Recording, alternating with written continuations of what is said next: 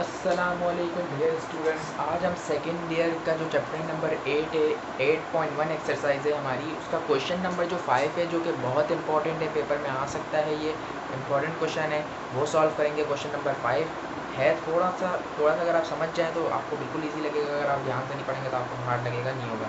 ठीक है, तो यहाँ पे क्या कह रहे हैं, find the equation of the circle passing through coordinates दिया है आपको उस पॉइंट के एंड इज कोसेंट्रिक। ठीक है, तो मतलब आपके पास एक सर्कल है। ठीक है, एक सर्कल है आपका पास सर्कल, अब ये मान लेते हैं सर्कल। ठीक है, ये आपके पास एक सर्कल अच्छा बना है। ठीक है ना, आपका सर्कल है। ठीक है, find the equation of the circle passing through. अब जो एक और सर्कल है इसी पॉइंट पे कोसेंट्रिक है। कोसेंट्रिक का मतलब क्या होता है, दो सर्कल के एक ही सेंटर होते हैं। ठीक है, दो सर्कल का एक ही सेंटर होगा, तो मतलब इसी पॉइंट पे हमने प्रकार रखा वहाँ पे और एक और सर्कल बना लिया। बना रहे सर्कल एक और।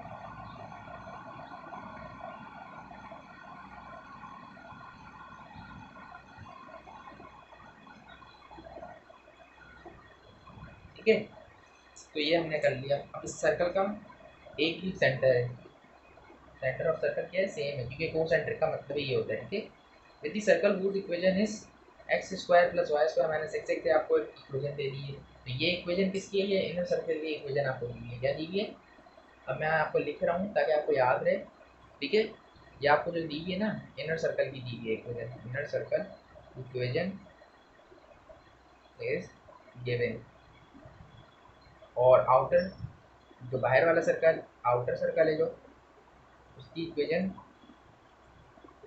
नहीं दी हुई। ये लिख रहा हूँ ताकि आपको आसानी हो, थोड़ी याद रह जहन में आ जाए। ठीक है, ये बात तो आपको समझ आ गई। अब आपको रेडियस भी जरूरी होगा मालूम करना, रेडियस भी हमें नहीं दिया हुआ, हमें मालूम करना है। ठीक है ना जी। तो अब ये जो ये आपको कोऑर्डिनेट्स दिए हुए हैं ना, ये यहाँ पे कोई पॉइंट है। ठीक है, ये उसके कोऑर्डिनेट्स है, इसको आप भी कंसीडर कर लें। मैं ओ से कर रहा हूँ कंसीडर। ठीक है, आउटर सर्कल है तो मैं सीधे ओ से कर रहा हूँ। इसको हमने -3, कोऑर्डिनेट्स इसके हमने लिख दिए क्वेश्चन को देख कर। सही है। अब आपको मालूम क्या करना है, सेंटर मालूम करना है। सबसे पहले क्या मालूम करना है, सेंटर मालूम करना है। सेंटर के आपको कोऑर्डिनेट मालूम करने हैं, जो कि कोसेंट्रिक में किसके बराबर होंगे, -g और -f के बराबर होंगे। ठीक है, कोसेंट्रिक यहाँ पे हो रहा है तो सही है। -g -f हमें मालूम करना है, इसकी वैल्यू मालूम करनी है। ठीक है, तो कर लेते हैं मालूम। क्या करेंगे, हम हमेशा की तरह सॉल्यूशन की हेडिंग डालेंगे सबसे पहले, फिर हम आगे लिखेंगे। सॉल्यूशन की हेडिंग डाल दी, सॉल्यूशन। अब हम है ना इक्वेशन ऑफ गिवन सर्कल लिख देंगे। क्या, इक्वेशन ऑफ गिवन सर्कल। अब वही आपको मैंने बताया था, कौन से सर्कल की इक्वेशन दी हुई है, इनर सर्कल की इक्वेशन ऑफ गिवन सर्कल। ऐसा ही है, क्या क्या दी हुई है इक्वेशन आपको, इक्वेशन आपको दी हुई है x square plus y square minus 6x plus 8y minus का 24 इक्वल्स टू 0। अब आपको ये जो ये है ना, ये देख के पता चल जाएगा कि आपको यहाँ पे जनरल फॉर्म लगेगा या स्टैंडर्ड फॉर्म लगेगा। स्टैंडर्ड फॉर्म में पिछले क्वेश्चन में करते आ रहे थे, यहाँ जनरल फॉर्म लगेगी क्योंकि एक्स स्क्वायर और प्लस वाई स्क्वायर है। अब मेरी एक बात याद रखो, इस सर्कल की तो आपको इक्वेशन दी हुई है। ठीक है, आउटर सर्कल की इक्वेशन दी हुई है x square plus y square. Oh sorry, inner circle की इक्वेशन तो आपको दी हुई है। ये जो इक्वेशन दी है ये आपको इनर सर्कल की दी हुई है ना, आउटर की नहीं दी हुई, मालूम करनी है आपको। इनर सर्कल की दी हुई है x square plus y square so on जो। ठीक है, तो जो इनर सर्कल है ना, इसकी इक्वेशन आपको दी है। अब देखो, ये जो आउटर सर्कल की मालूम करनी है ना, ये भी पूरी सेम होगी तकरीबन। सिर्फ फर्क किस में आ जाएगा, फर्क आएगा कांस्टेंट में। ये जो होता है ना नंबर यहाँ पे जो एंड में, ये कांस्टेंट होता है, इसको कांस्टेंट कहते हैं, इसमें फर्क आएगा। बाकी इक्वेशन आपकी पूरी सेम होगी, आउटर की भी इनर की तरह, इनर की तरह ही होगी, बस फर्क किसमें होगा, इसमें होगा, कांस्टेंट में। सही है, तो अब बढ़ते हैं क्वेश्चन की तरफ। इक्वेशन ऑफ गिवन सर्कल हमने लिखा, ऐसा ही है। एक सेकेंड जी, इक्वेशन ऑफ गिवन सर्कल हमने लिख दिया। अब हम क्या करेंगे, इसको कंपेयर कर देंगे किससे, जनरल फॉर्म ऑफ इक्वेशन को इसको कंपेयर कर लेंगे, तो हमें क्या पता चल जाएगा, जी और एफ पता चल जाएगा। ठीक है, तो यहाँ लिखते थे कितना, हम comparing equation with general form of equation, comparing the given equation, comparing the given equation with journal with journal form of equation of the circle, equation of the circle. ठीक है ना बेटा। तो अब क्या करेंगे अब भाई, कर लें इसको। जनरल फॉर्म हमारी पता है क्या होती है, जनरल फॉर्म होती है हमारी है x square plus y square plus 2gf ओ plus 2gx plus 2fy plus c constant equal to 0। Compare कर लें, अब आप खुद देख के आप कंपेयर कर लेंगे। एक्स स्क्वायर के बराबर है, कर लें x square equal to, compare कर लेना दोनों चीज़ें ले लेंगे पहले। तो x square equal to x square हो गया, कॉमा वाई के स्क्वायर यहाँ से आप देख लेंगे तो यहाँ पे वाई स्क्वायर है, तो y square equal to y square हो गया। यहाँ 2gx से एक्स वाला किधर है, ये जी नंबर जी से कनेक्ट को कर देते हैं। एक्स वाली कौन सी वैल्यू जो आप देख के जाओ पता चल जाएगा, ये एक्स वाली, तो 2gx इसके बराबर हो जाएगा 2gx is equal to -6x हो गया। ठीक है, अब यहाँ पे क्या है 2f, यहाँ y वाला कौन सी वैल्यू यही है, तो यहाँ 2f किसके बराबर हो जाएगा, 2f हमारे पास बराबर हो जाएगा 8y के, ऐसा ही है कॉमा। अब a ही बच गया भाई, c कांस्टेंट नंबर है, तो ये आपको दिया हुआ है -24 इधर। ठीक है, अब कैंसिल आउट कर देते हैं जो कैंसिल हो रहा है, तो यहाँ पे एक्स स्क्वायर से एक्स स्क्वायर कैंसिल हो गया, वाई स्क्वायर से वाई स्क्वायर कैंसिल हो गया, इधर एक्स से एक्स कैंसिल हुआ, 2 3 हुआ, तो यहाँ क्या बचा -3 बचा। ठीक है, वाई से वाई कैंसिल हुआ, 2 4 8 हो गया, तो यहाँ क्या बचा 4 बचा। तो यहाँ पे हम लिख देते हैं कि भाई क्या रही है, सब तो कट हो गया, क्या बचा इधर जी बचा, जो कि किसके बराबर है -3 के बराबर है। ठीक है, एफ किसके बराबर आया, एफ बचा किसके बराबर 4 के बराबर, तो एफ इक्वल टू 4 के बराबर आ गया, कॉमा सी किसके बराबर आया -24 के बराबर आया कांस्टेंट। ठीक है, अब यहाँ पे हमें क्या पता चल गया सेंटर, अब ये हमारा सेंटर किसके बराबर थे -g और f के बराबर थे। ठीक है, तो क्या करेंगे, यहाँ लिख दें सेंटर, क्योंकि किसके बराबर था -g, f के। अब इससे आप इसको मल्टीप्लाई कर देंगे तो क्या आंसर आएगा आपका, ये -g था ना, तो -g मल्टीप्लाई में -3 हुआ, तो माइनस माइनस क्या हो जाएगा प्लस हो जाएगा, तो हम यहाँ क्या लिखेंगे अंदर कोऑर्डिनेट्स में 3 लिखेंगे, माइनस माइनस प्लस हुआ, प्लस का 3 कॉमा माइनस, यहाँ पे प्लस होता है जो शो नहीं हो रहा, तो माइनस प्लस माइनस, तो ये आएगा -4। तो आपको सेंटर इस तरीके से पता चल गया, सेंटर आपको पता चल गया। अब आपको सेंटर पता चल गया है और आपको यहाँ तक का भी पॉइंट पता है, तो अब आप रेडियस भी मालूम कर लोगे, इक्वेशन आपको सही है, तो आप इस तरीके से रेडियस मालूम कर लोगे। इसका कर दो बॉक्स में बन दो ताकि ये आपको याद रहे। ठीक है, तो हम बढ़ते हैं नेक्स्ट पेज की तरफ।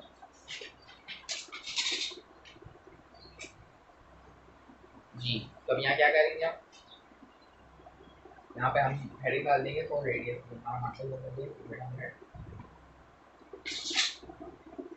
जी। तो अब यहाँ लिख देंगे हम क्या, फॉर रेडियस, फॉर रेडियस, अरे अरे यहाँ डाल देते ना हम भी, चले यहाँ हमने डाल दिया फॉर रेडियस, और रेडियस मालूम कर रहे हैं, तो रेडियस कैसे मालूम करेंगे, डिस्टेंस फॉर्मूला लगा देंगे। ठीक है, क्या लगा देंगे, डिस्टेंस फॉर्मूला लगा देंगे। कैसे, क्योंकि हमें सी से लो तक का डिस्टेंस हमें पता है, यहाँ सब हमें रेडियस यहाँ तक का मालूम करेंगे,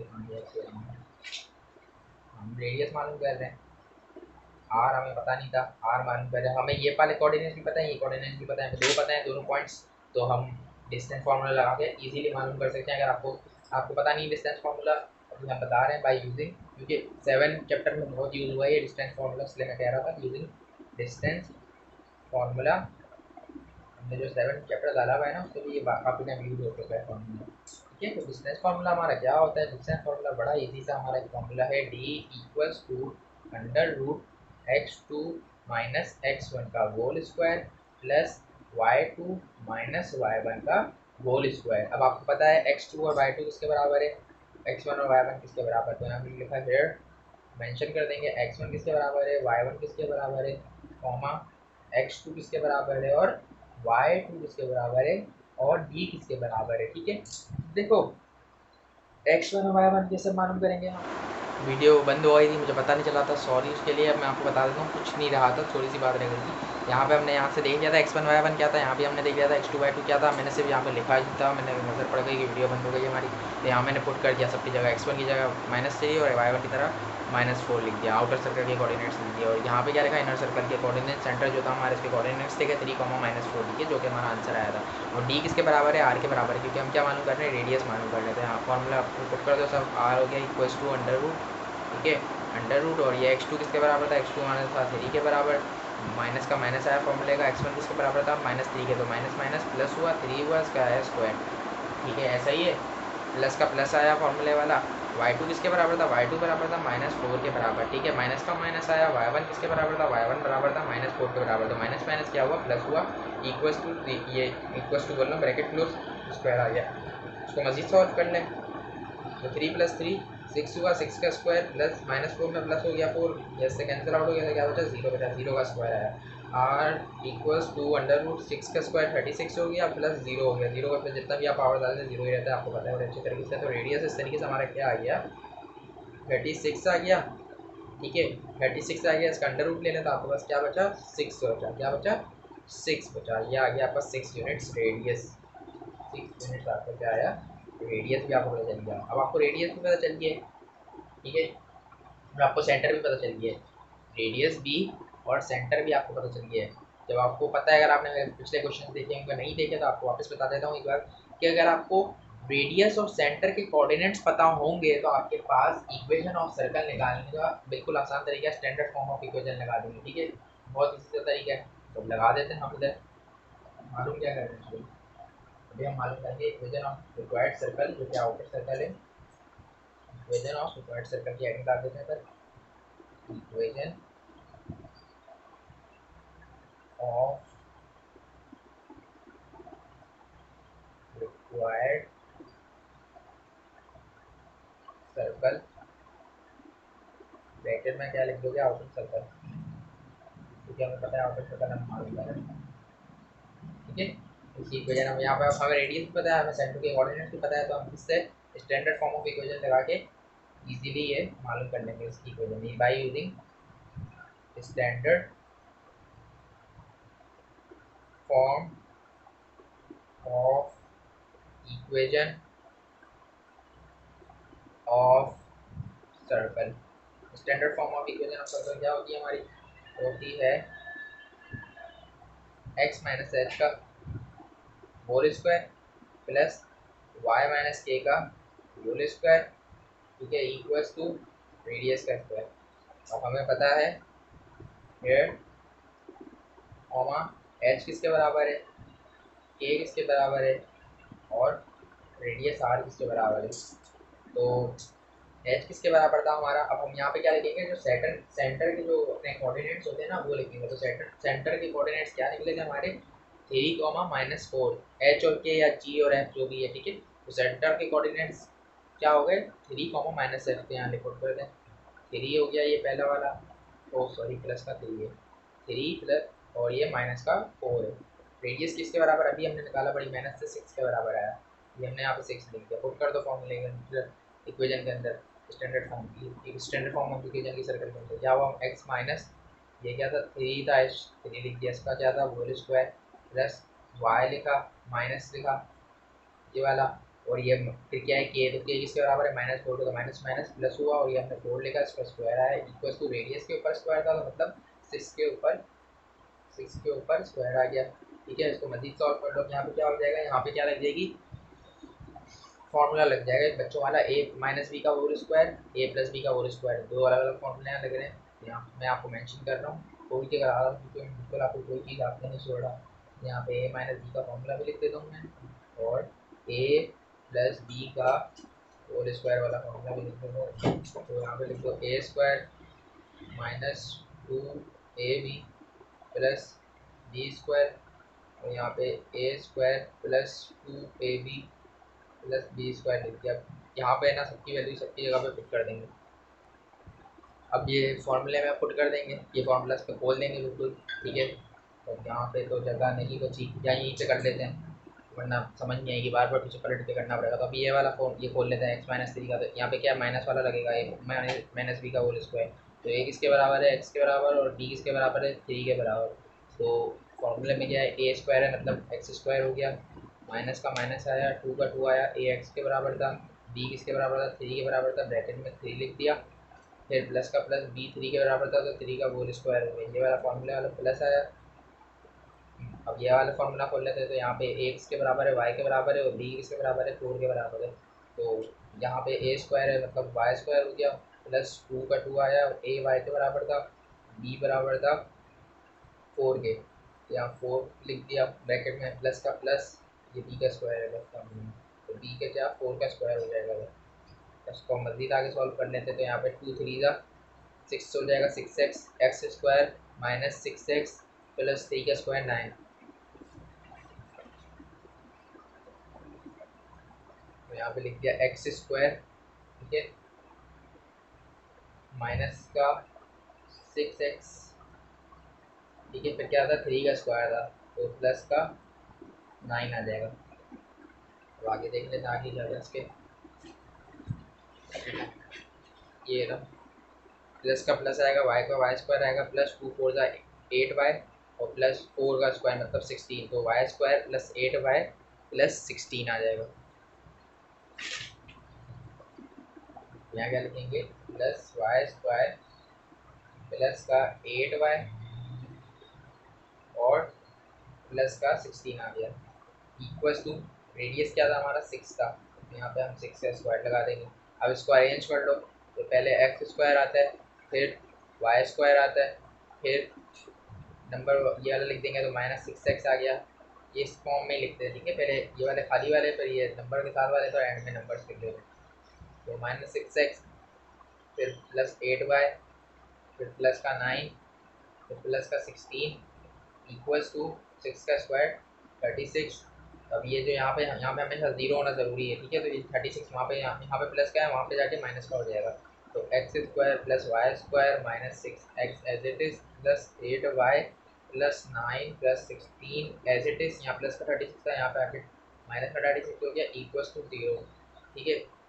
अब ये आप nine plus sixteen minus thirty six अगर कर लें तो ये क्या बचा आपके पास, 25 यहाँ पे बचा माइनस थर्टी, तो आपके पास बचा माइनस का 11, x square plus y square minus six x plus eight y, ये क्या बचा, माइनस का 11 बचा, इक्वल्स टू जीरो। और यही जो है हमारा इक्वेशन ऑफ द सर्कल है, यही हमारी इक्वेशन ऑफ सर्कल है।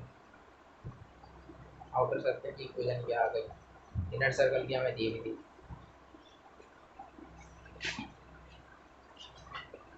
ये इनर सर्कल की इक्वेशन आपको क्वेश्चन में दी हुई थी, और हमें सेंटर नहीं पता था, बट यहाँ पे जो पॉइंट था इसके हमें उसके कोऑर्डिनेट्स पता थे, आउटर सर्कल के एक जगह पॉइंट था उसके कोऑर्डिनेट्स पता थे। फिर हमने क्या करा, हमने है ना सेंटर मालूम कर लिए, सेंटर के कोऑर्डिनेट्स मालूम कर लिए, किसकी मदद से, जनरल फॉर्म ऑफ इक्वेशन की मदद से हमने कंपेयर करके मालूम कर लिए सेंटर के कोऑर्डिनेट्स। अब हमें सेंटर के कोऑर्डिनेट्स भी पता थे और आउटर सर्कल के कोऑर्डिनेट्स भी पता थे। तो हमें दो पॉइंट्स के कोऑर्डिनेट्स पता थे, हमने सीधा उस पर डिस्टेंस फार्मूला लगा दिया सी ओ के दरमियान, ठीक है। तो हमने डिस्टेंस फार्मूला लगाया तो हमें रेडियस इस तरीके से पता चल गया, क्योंकि डिस्टेंस सेंटर से लेके जो प्लेन का सर्कल होता है दूसरा, हमने वहाँ तक का डिस्टेंस मालूम कर लिया, तो उस तरीके से हमें रेडियस भी पता चल गया। रेडियस पता चल गया तो हमें कोऑर्डिनेट्स और रेडियस के जरिए हमने स्टैंडर्ड फॉर्म ऑफ इक्वेशन लगाई, और हमें हासिल क्या हो गया, equation of the outer circle जो कि हमें मांगी गई थी। यही हमारा आंसर है। उम्मीद है आपको समझ आ गई होगी। अगर वीडियो अच्छी लगे तो लाइक सब्सक्राइब कर दीजिएगा,